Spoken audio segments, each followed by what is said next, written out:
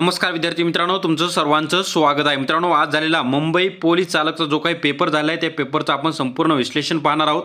यामध्ये कशा प्रकारे पेपर आला होता, याची काठिण्य पातळी काय होती, संपूर्ण माहिती आपण व्हिडिओमार्फत घेणार आहोत. तर या व्हिडिओमध्ये आपण संपूर्ण जीकेचे प्रश्न कव्हर करणार आहोत. त्यानंतर मराठी बुद्धिमत्ताचे देखील प्रश्न कव्हर करणार आहोत. त्यामुळे चॅनलवर नवीन असाल तर नक्की लाईक आणि सबस्क्राईब करून ठेवा, ज्यामुळे संपूर्ण माहिती तुम्हाला भेटत राहील. तर पाहू शकता, यामध्ये सर्वात पहिला तुम्हाला जीकेचा प्रश्न काय विचारला होता.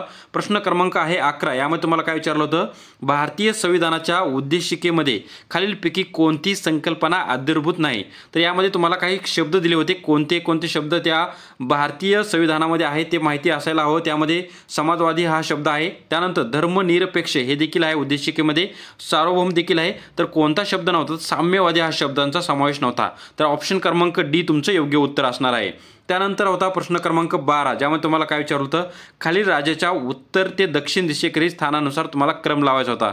यामध्ये तुम्हाला नागालँड, मणिपूर, अरुणाचल प्रदेश, मिझोराम दिलं होतं. तर यामध्ये पाहू शकता तुम्हाला उत्तरेकडून दक्षिणेकडे लावायचा होता.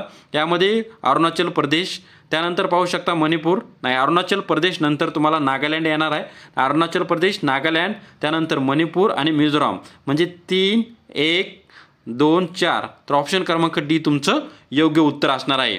त्यानंतर पाहू शकता पुढचा प्रश्न आहे प्रश्न क्रमांक 13.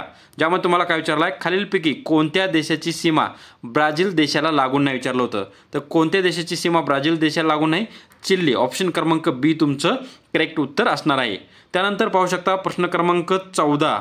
तुम्हाला उत्तरेकडून दक्षिण दिशेतील स्थानानुसार क्रम लावायचा होता. इथे नदी दिली होती. तर पाहू शकता तुम्ही भौगोलिक नकाशामध्ये तुम्ही पाहिल्यानंतर तुम्हाला सर्वात वर नदी कोणती दिसते आहे, तर नर्मदा दिसते. त्यानंतर पाहू शकता नर्मदानंतर तापी आहे आणि तापीनंतर गोदावरी आणि भीमा ही शेवटी आहे. तर पाहू शकता मित्रांनो, कशा क्रमांक लागणार आहे, नर्मदा, तापी, त्यानंतर गोदावरी आणि त्यानंतर भीमा हा शेवटी नदी आहे. तर मग पाहू शकता ऑप्शन क्रमांक क तुमचं योग्य उत्तर असणार आहे. नर्मदा, तापी, त्यानंतर गोदावरी आणि तिसरं शेवटची नदी आहे ती भीमा. अशा प्रकारे क हे तुमचं योग्य उत्तर असणार आहे. त्यानंतर पाहू शकता प्रश्न क्रमांक आहे 15. ज्यामध्ये तुम्हाला काय विचारलं आहे, खालीलपैकी कोणती खाडी रत्नागिरी जिल्ह्यात आढळत नाही. तर रत्नागिरी जिल्ह्यात कोणती खाडी आढळत नाही विचारलं होतं. यामध्ये पूर्णगड ही रत्नागिरी जिल्ह्यात येते, भारमे येते, केळशी येते, तर कर्ली कोठे येते. तर सर्वात महत्त्वाचा प्रश्न आहे मित्रांनो, ऑप्शन क्रमांक डी तुमचं उत्तर आहे. तर कर्ली ही खाडी काय येते, रत्नागिरी न येता सिंधुदुर्ग जिल्ह्यामध्ये येते, हे तुम्हाला लक्षात ठेवायचं आहे. तर ऑप्शन क्रमांक ड तुमचं करेक्ट उत्तर असणार आहे.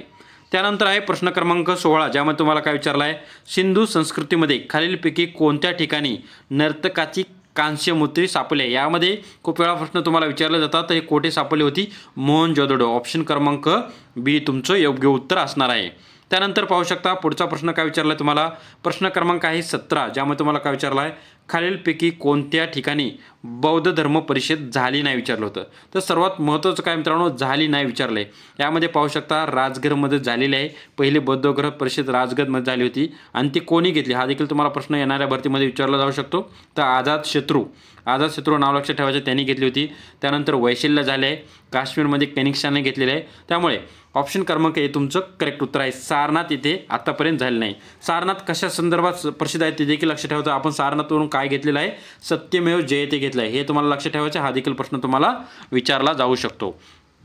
त्यानंतर आहे प्रश्न क्रमांक 18. ज्यामध्ये तुम्हाला काय विचारलं आहे, खालील राज्यकर्त्यांचा सर्वात आधी ते सर्वात नंतरचा असा तुम्हाला त्यांच्या काळानुसार क्रम लावायचा होता. तर यामध्ये पाहू शकता मित्रांनो कशा प्रकारे तुम्हाला क्रम दिला आहे.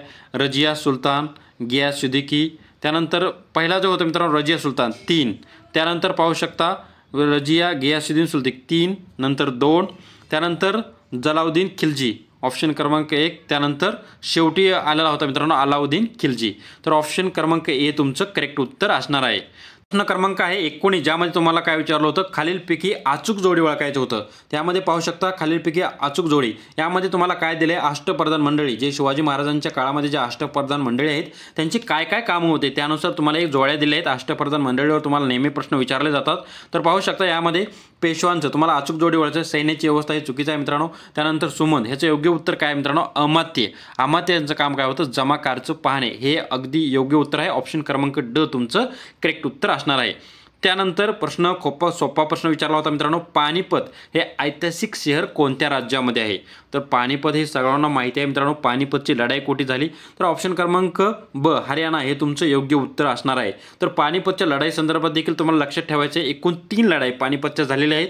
त्यामध्ये कोणकोणत्या झाल्या? तर 1526 साली पहिली लढाई झाली होती पानिपतची. त्यानंतर 1556 ही दुसरी लढाई झाली होती. 1556 आणि 1561 अशा 3 लढाई झाल्या होत्या. तुम्हाला काळ देखील लक्षात ठेवायचे. या संदर्भात तुम्हाला प्रश्न विचारले जाऊ शकतात. त्यानंतर कोणासोबत झाले हे देखील तुम्हाला लक्षात ठेवायचे आहे. 1526, 1556 मध्ये दुसरी आणि 1561 अशा 3 लढाई पानिपतच्या झालेल्या आहेत. त्यानंतर आहे प्रश्न क्रमांक 21, ज्यामध्ये तुम्हाला काय विचारले? खालीलपैकी कोणाच्या अध्यक्षतेखाली मराठी भाषेला अभिजात दर्जा मिळाला म्हणून समिती स्थापन करण्यात आली? तर मराठी भाषेला अभिजात दर्जा आता मिळालेला आहे मित्रांनो. तर मराठी भाषे हा अभिजात दर्जा मिळाला आहे. तर कोणाच्या अध्यक्षतेखाली समिती स्थापन करण्यात आली होती? तर ज्ञानेश्वर मुळे. ऑप्शन क्रमांक ए तुमचं करेक्ट उत्तर असणार आहे. तर हे देखील तुम्हाला लक्षात ठेवायचे की ही कधी मिळाली हा प्रश्न तुम्हाला विचारला जाऊ शकतो. तर ह्याचं लक्षात ठेवायचे 3 ऑक्टोबर रोजी. 3 ऑक्टोबर रोजी हा अभिजात भाषेचा दर्जा मिळाला आणि आजपासून म्हणजे जेव्हा मिळाला तेव्हापासून 3 ऑक्टोबर हा अभिजात भाषा दिन म्हणून साजरा देखील करण्यात येणार आहे. हा देखील प्रश्न तुम्हाला विचारला जाऊ शकतो. त्यानंतर आहे प्रश्न क्रमांक 22. तर यामध्ये काय विचारलं? योग्य जोडी ओळखायची होती.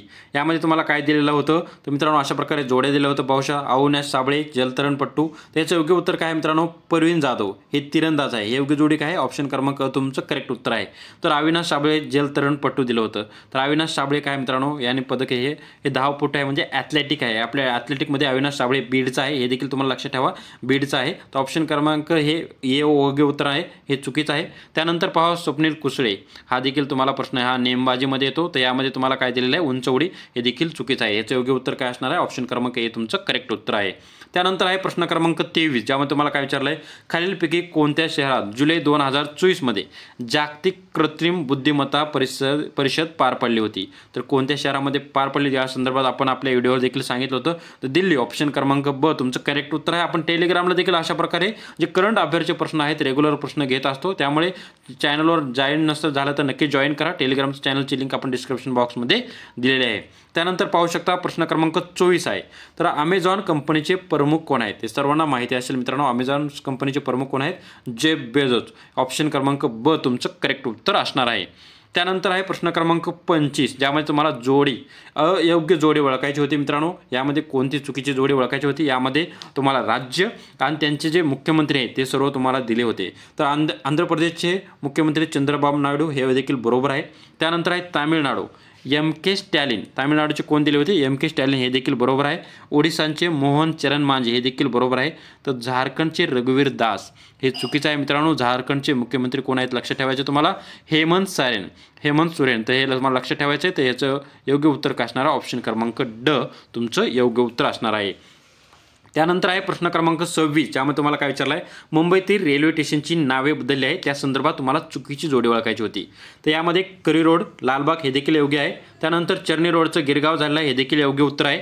त्यानंतर मरीन लाईन्स मुंबादेवी हे देखील तुमचं बरोबर आहे. त्यानंतर किंग सर्कल माझगाव हे मित्रांनो चुकीचं आहे. ऑप्शन क्रमांक ड तुमचं चुकीचं जड आहे. तर किंग सर्कलचं नाव काय पडलं आहे? पार्श्वनाथ. हे तुम्हाला लक्षात ठेवायचं आहे. किंग सर्कलचं नाव काय पडलं आहे? पार्श्वनाथ. हे तुम्हाला लक्षात ठेवायचं आहे. त्यानंतर आहे प्रश्न क्रमांक 27, ज्यामध्ये तुम्हाला काय विचारलं आहे? संस्था आणि शहर यांची सांगड असणारी खालीलपैकी चुकीची जोडी ओळखायचं आहे. नॅशनल इन्स्टिट्यूट ऑफ व्हायरोलॉजी कुठे आहे? पुण्यामध्ये. हे देखील बरोबर आहे. त्यानंतर महाराष्ट्र अभियांत्रिकी संशोधन संस्था नाशिकमध्ये आहे. हे देखील तुमचं बरोबर आहे. त्यानंतर राष्ट्रीय दळण अंदाज केंद्र कोलकाता. हे देखील तुमचं योग्य उत्तर आहे. U.R. राव सॅटेलाईट सेंटर हैदराबाद हे तुमचं चुकीचं आहे. तर U.R. राव सॅटेलाईट सेंटर कुठे आहे मित्रांनो? बेंगलोरमध्ये आहे. हे तुम्हाला लक्षात ठेवायचं आहे. हे बेंगलोर हे तुमचं बरोबर उत्तर. बेंगलोर हे तुमचं यासाठी बरोबर आहे. तर ह्याचे योग्य उत्तर काय असणार आहे? डी. तुम्हाला चुकीचं विचारलं गेलं होतं. त्यानंतर शेवटचा जो जीकेचा प्रश्न तुम्हाला काय विचारला आहे?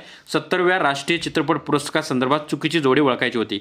यामध्ये तुम्हाला काय 70वा जे राष्ट्रीय पुरस्कार झाला यामध्ये लोकप्रिय चित्रपट पुरस्कार कोणाला पुरस्कार कांताराला भेटला? हे देखील तुमचं योग्य उत्तर आहे. सर्वोत्कृष्ट अभिनेता रिषभ शेट्टी हे देखील तुम्हाला बरोबर आहे. त्यानंतर सर्वोत्कृष्ट दिग्दर्शक म्हणून सूरज बडजात्या हे देखील तुमचं बरोबर आहे. त्यानंतर तुमचं काय विचारलं आहे? सर्वोत्कृष्ट मराठी चित्रपट. तर मित्रांनो, खूप कन्फ्युजन प्रश्न तुम्हाला विचारला आहे. तर हा गुलमोहरला देखील मिळालेला आहे, पण हा कोणत्या क्षेत्रामध्ये मिळाला आहे मित्रांनो? हिंदी पिक्चरमध्ये गुलमोहरला मिळाला आहे. आणि तुम्हाला मराठी चित्रपट मिळाला आहे, तर मराठी चित्रपट कोणता आहे? तर वाळवी. हे देखील तुम्हाला लक्षात ठेवायचे. सर्वोत्कृष्ट मराठी चित्रपट कोणता? वाळवी दिला मिळालेला आहे. अशा प्रकारे आपण संपूर्ण जीकेचं विश्लेषण एकदम सोप्या भाषेमध्ये सविस्तर संपूर्ण माहिती मिळाली आहे. त्या संदर्भात आणखी कशा प्रकारे प्रश्न विचारले जाऊ शकेल त्याची देखील माहिती मिळाली आहे. तर अशाच प्रकारे आपण संपूर्ण विश्लेषण घेत असतो. त्यामुळे चॅनलवर नवीन असेल तर नक्की लाईक आणि सबस्क्राईब करून ठेवा आणि साईडच्या बेल आयकॉनला ऑल करा, ज्यामुळे पोलीस भरती संदर्भात नवीन व्हिडिओ आपल्या चॅनलवर आला की सर्वात अगोदर तुम्हाला त्यांची माहिती मिळत राहतील. सर्व मुलांपर्यंत, आपल्या मित्रांपर्यंत हा व्हिडिओ नक्की शेअर करा. जय हिंद, जय महाराष्ट्र. धन्यवाद मित्रांनो.